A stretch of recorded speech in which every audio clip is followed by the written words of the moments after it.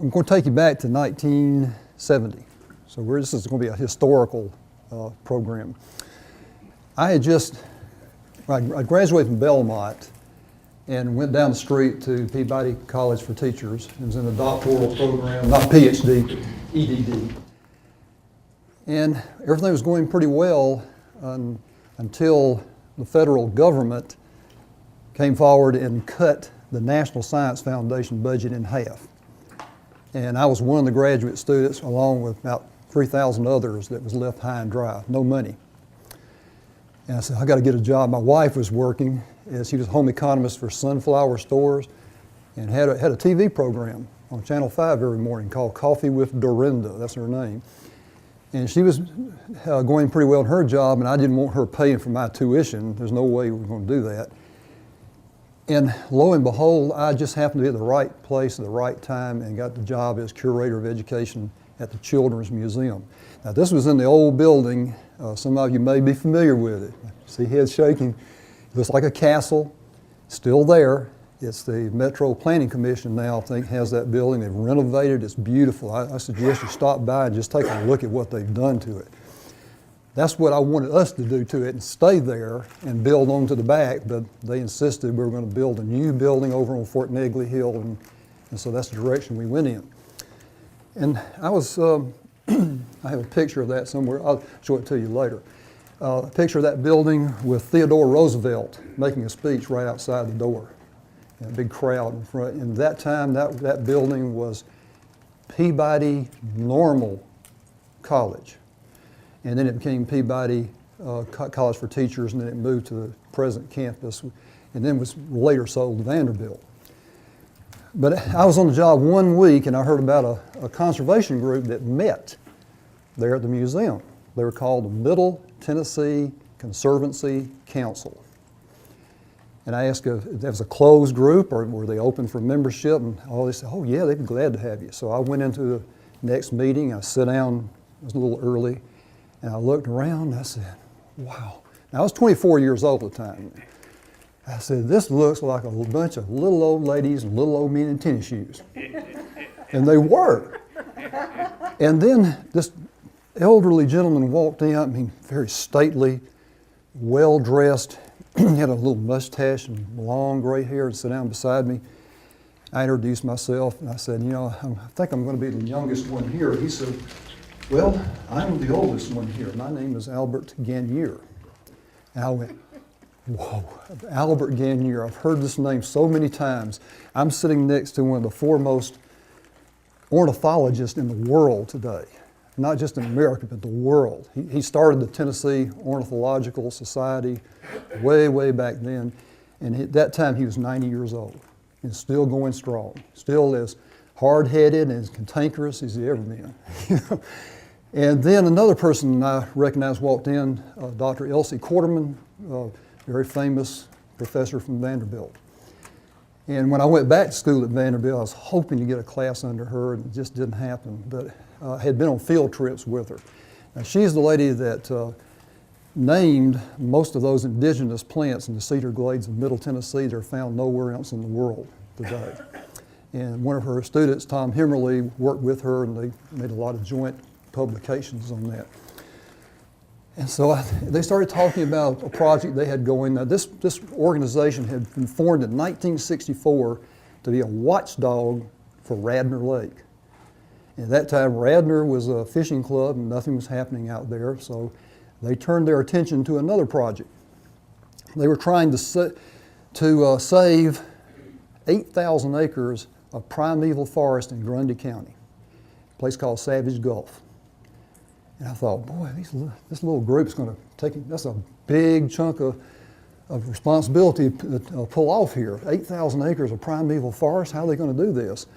Well, they were planning a meeting with another little group out of Grundy County, Tracy City, and they're going to meet at the old Methodist campground in Bishop Springs. And this little group out of Grundy County was headed by a man named Herman Baggenstoss. He was from a Swiss immigrant family. They owned a very famous bakery there called the Dutch Maid Bakery. If you ever go hiking on Fiery Gizzard Trail, you got to go to the bakery. And I often wonder why Swiss people would name their bakery Dutch Made. I don't understand that, but anyway, I guess they had Dutch recipes or something for their breads, whatever. But anyway, we met up there, and they took us all over the Cumberland Plateau. They took us to Savage Gulf. They had a group called the Grundy County Jeep Club. Ruggedest bunch of people I've ever met in my life. I mean, I started my college career on the football team at the University of Tennessee, and I thought I'd seen some big guys, but not like this Grundy County Jeep Club. And they knew some of our members couldn't walk down into the Gulf, and so they took us down there by Jeep. And they took us some other places like Foster Falls, Fiery Gizzard Gorge. And one place they took us, I'll never forget, it was a strip mine that had been left open for 10 years. And we walked out in this area and we saw nothing alive. Not a sprig of grass, nothing. The streams that ran out of that area were pure sulfuric acid. Not even bacteria would live in them because nothing can live in sulfuric acid. And so that was a real eye-opener. And so we went back and we finally managed to get Winfield Dunn, the governor at that time, one of the best governors I think the state has ever had. He was very much involved in doing the right thing. And he consented to go down in Savage Gulf, got him down there on horseback. And I got to tag along. It wasn't really an important part of the party, but at least I was there. We sat down on a ledge looking down into the forest there, and he said, "Everybody just be quiet." And Victor Ash from Knoxville was there, some other representatives from the House was there. And we sat there in silence for 15 minutes. And finally he turned around and he said, "I don't think there's any question this place needs to be saved." And we're going, "Did he say that?" Wow. And I was just astounded. I was, like I say, I was still young, naive, and I didn't realize how things could happen like this. Well, went back home, and it took about a year presenting this to the Tennessee legislature, having lots of backing. By the way, the president of this little group worked in the state capitol, so he had a lot of connections there. And I can't even remember his name now, but he always had a pipe in his mouth and always wore a jumpsuit. I remember that part about it.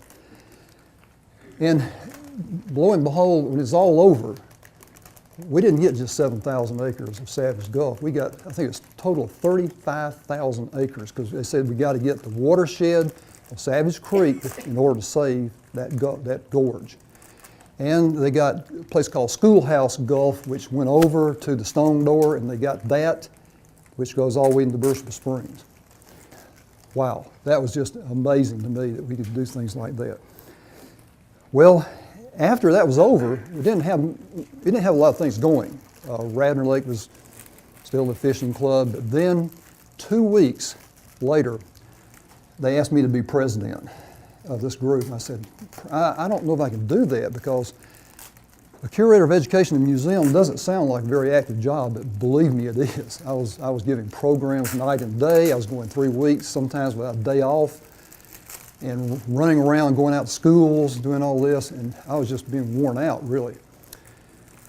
And they said, nothing's going on right now. You just have to call meetings. And since you work here, that'll be easy for you. I said, well, okay, I'll do it.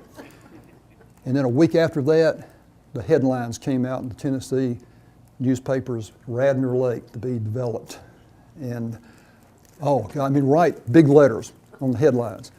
And all, of course, the news stations carried the story, and we called a meeting, and we were too small to really do what needed to be done. We joined another bigger group to save the Radnor Lake Fund and the Radnor Lake Coalition, and got with them and just kind of melted in with them, and our funds went to them.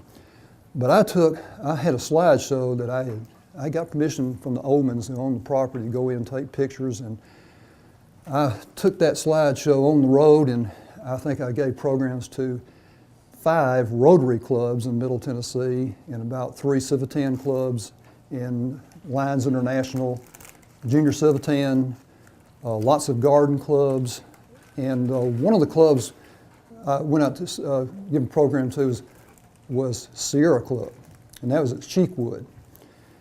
And I was talking about what we had to do, and I made it clear. I said, there's no bad guys in this scenario, because the people who own this property are good people. You know, they have a company that they're in business to make profits. We got to realize that. And for them to sell it to us, if we can get them to do that, it's going to be a big sacrifice. Well, I didn't know this at the time, but the Oldmans were sitting in the back of the room. And I don't know if you know about Sierra Club, they have a tendency to be a little bit outspoken sometimes. And I thought, oh boy. And my boss had already told me, Wynn Shaughnessy, the director at the museum, he said, be careful what you say because, you know, they're on our board of trust here at the museum. And so I knew who they were. I'd never met them, but I knew about them. And they were good people. And so I went on the road, and I don't know how much impact I had, but at least the impact was there for the community of Nashville. I mean, I have never seen a community get behind something like the Radnor Lake project. The buildings downtown would, you know, they'd cut off their lights to spell out "Save Radnor Lake," so everybody came through town, the interstate could see it in several buildings. And finally, the legislature voted to appropriate the money, but they were in session and they hadn't voted on it yet to make it official. And we had money coming in, I think $1.5 million from the federal government. We needed $1.5 million, $1.7 million from the state at that time. And we had an option on the property, didn't get the option. Romans gave us that. And it kept getting closer and closer to the time that option ran out. It ran out at 12 o'clock on a certain day. I think it was like May. Well, that legislature was still in session on that day, and that morning they brought this to the floor. And a senator who was not noted for his environmental ethics got up and said, "Let's give them the money and get the hell out of here." And that was his exact words, because they were so tired, they were ready to go home. And so they voted on it just like that. It was approved, and Governor Dunn went down to the Treasury, got the check in his hand, and drove over and put it in Mr. Oman's hands 15 minutes before that option ran out. We were 15 minutes away from losing Radnor Lake. I didn't know that till many years later when I heard one of his aides came to a meeting. We had Friends of Radnor Lake, and he sat there and talked about that. And wow, I never knew that. I'm glad I didn't. I probably had a heart attack or something, but it was that close. But shortly after that, Radnor became established, and people started coming, and they asked me to, you know, we got to get some scientific work going out here, because people didn't understand what we were trying to do. They didn't understand what a natural area was. They couldn't understand why they couldn't picnic and why they couldn't fish, and well, they had a lot of pressure from that. And we kept saying, well, it's a laboratory. We got all these scientific works going on out here, and you can't fish because you interfere with that. And TVA has provided millions of acres of lakes around here that you can fish in. We're just trying to save this one little 100-acre lake. So please leave it alone.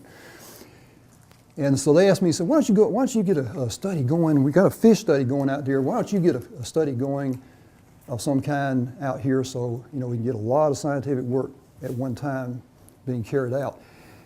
I said, what do you want me to do? And they said, why don't you do a study of the reptiles and amphibians? And I said, because I don't have a lifetime to spend out here. But I need a thesis. I'd gone back to school at Vanderbilt, and I needed a thesis.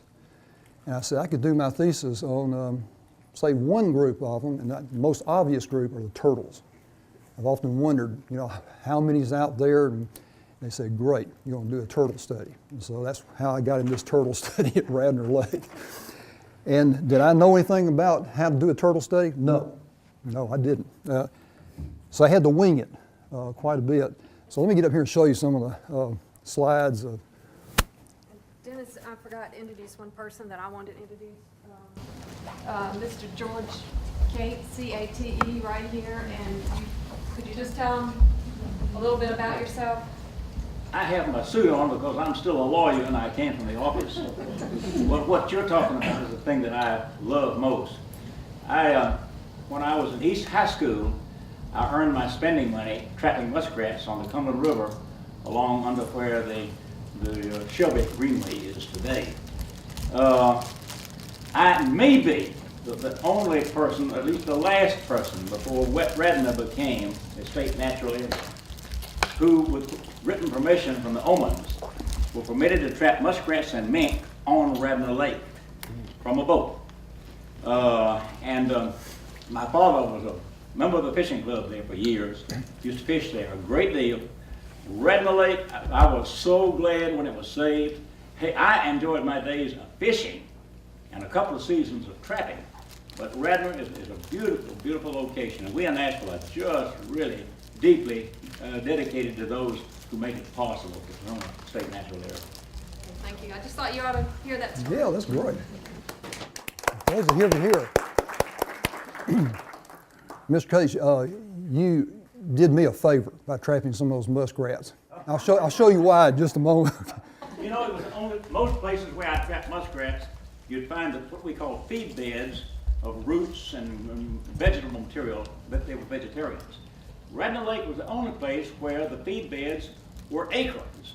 The muskrats would go up into the woods and bring acorns down and be all kind of acorn holes around in the edge of the water where they would feed. That's the only place I've ever seen that done.